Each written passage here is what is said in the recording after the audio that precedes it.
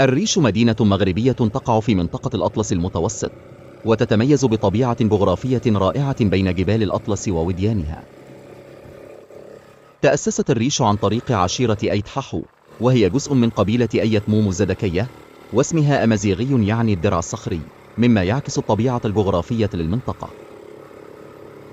تقع مدينة الريش بين وادي زيز ووادي سيدي حمزة، وهي تبعد حوالي 66 كيلومترا عن مدينة الرشيدية و75 كيلومترا عن مدينة مدل. هذا الموقع يجعلها مفترق طرق حيوي يربط بين العديد من الوجهات، بما في ذلك الطريق إلى مكناس وواحة فيلالت ومدينة تنغير عبر ممرات أسول وإملشيل. تحتوي المنطقة على مزيج من التضاريس الطبيعية الفاتنة والموروث الثقافي الذي يعكس الروح الأصيلة للسكان المحليين.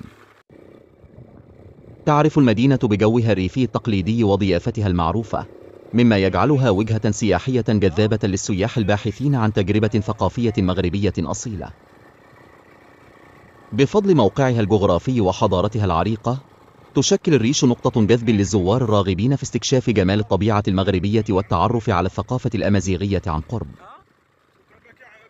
توفر المدينة تجارب متعددة تمتاز بالمغامرة والجمال الفطري للمنطقة.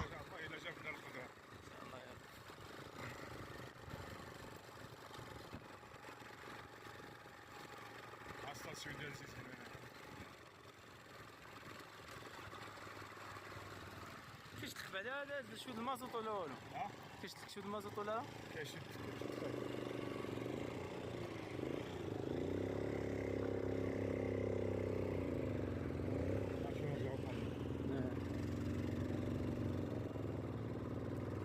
على الخشب ديال البني كنا كنوصلوا حتى ديك الجبال.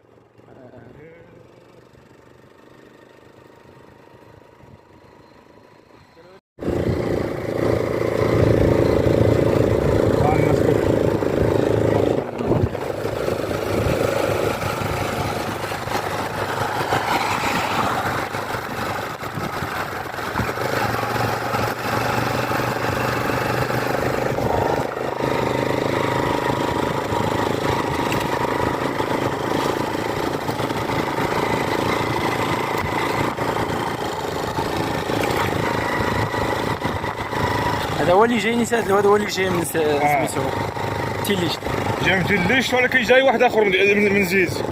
ثلاثه وغير لهيه.